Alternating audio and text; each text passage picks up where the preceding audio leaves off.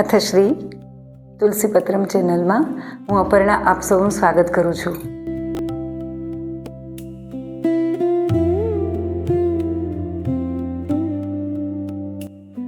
ગંગા દશહરા ઉત્સવ જ્યારે ચાલી રહ્યો છે ત્યારે જેમ વાત કરી એમમાં ગંગા જેઠ સુદ એકમના દિવસે સ્વર્ગ પરથી ધરતી પર ઉતર્યા અને જે ગંગા દશહરા સ્તોત્ર છે એ સ્તોત્ર ક્યાં, કેવી રીતે અને કઈ રીતે એનો પાઠ કરવો એ વિશે આપણે જરૂરથી આ વિડીયોને મારફત જાણીએ. અથ શ્રી સ્કંદ મહાપુરાણે કાશીખંડે ઈશ્વર કથિતમ શ્રી ગંગા દશહરા સ્તોત્રમ. ઓમ નમઃ શિવાય ગંગાએ શિવદાયે નમો નમઃ. નમસ્તે વિષ્ણુરૂપિણે બ્રહ્મમૂર્તે નમોસ્તુતે. નમસ્તે રુદ્રરૂપિણે શાંકર્યે તે નમો નમઃ. સર્વદેવ સ્વરૂપિણે નમો ભેષજમૂર્તયે.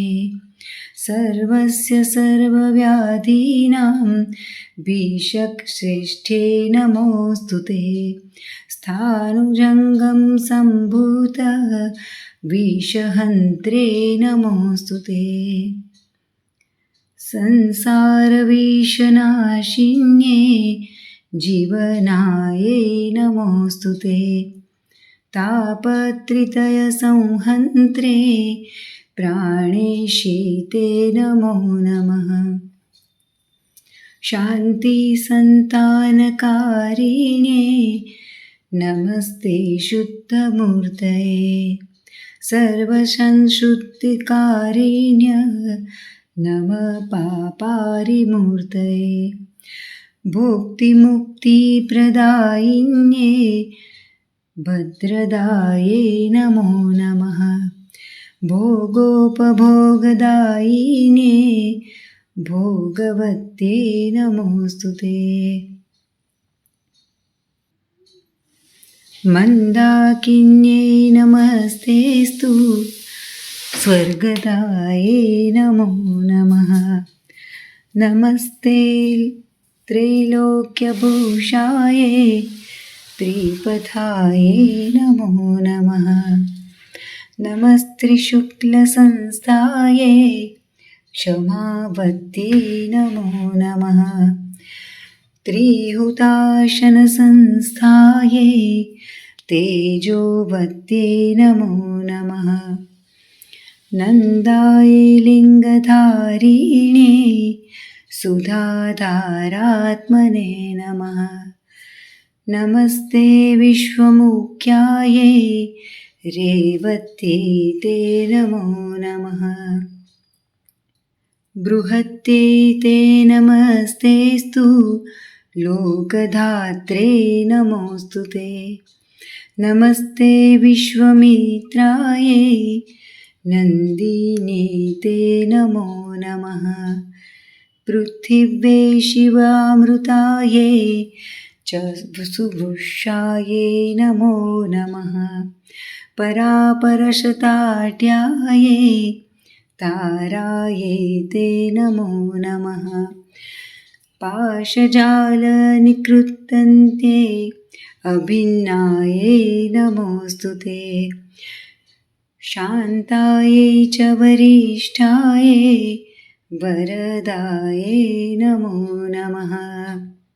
ઉગ્રાય સુખજગત્યે સંજીવન્યે નમોસ્તુતે.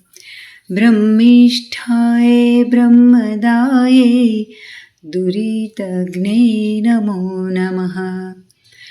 प्रणतार्ति प्रभञ्जिन्ये जगन्मात्रे नमोऽस्तुते।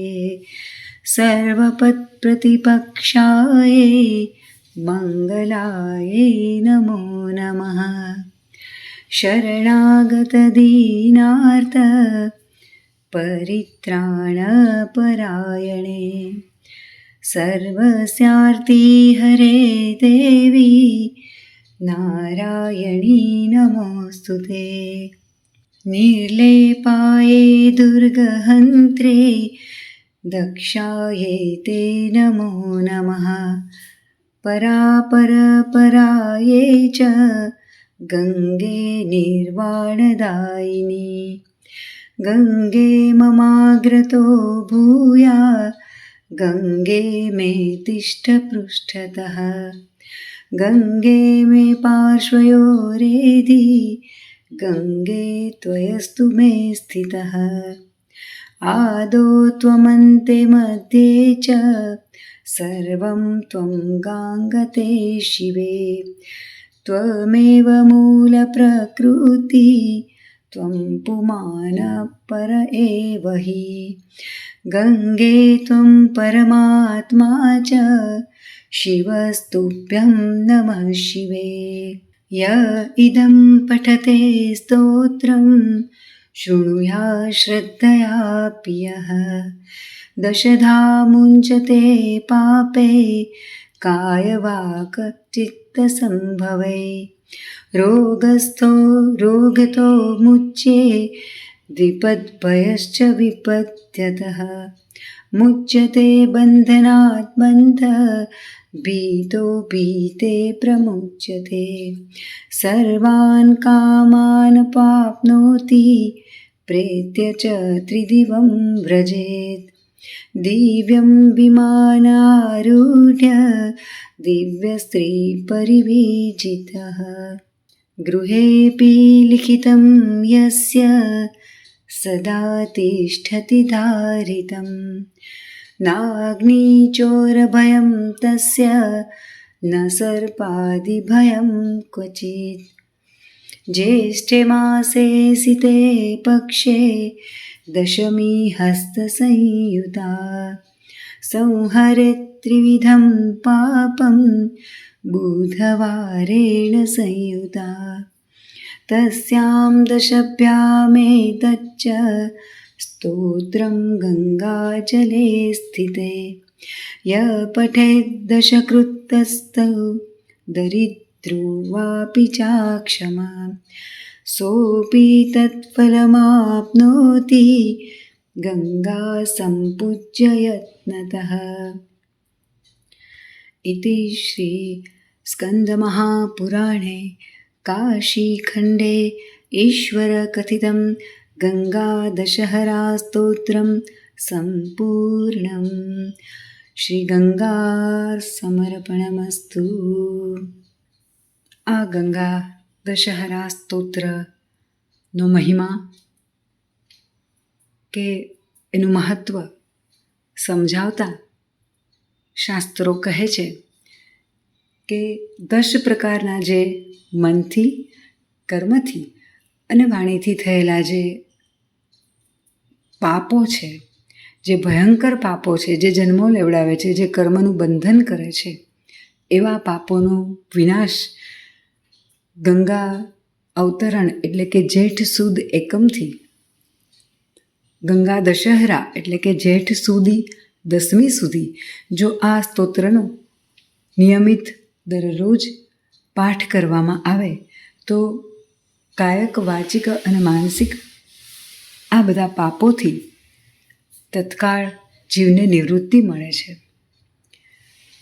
જે શ્રદ્ધાપૂર્વક આ સ્તોત્રને સાંભળે છે કે વાંચે છે તે મન, વાણી અને શરીર દ્વારા થયેલા જે 10 પ્રકારના પાપ હોય છે તેનાથી તે મુક્ત થાય છે.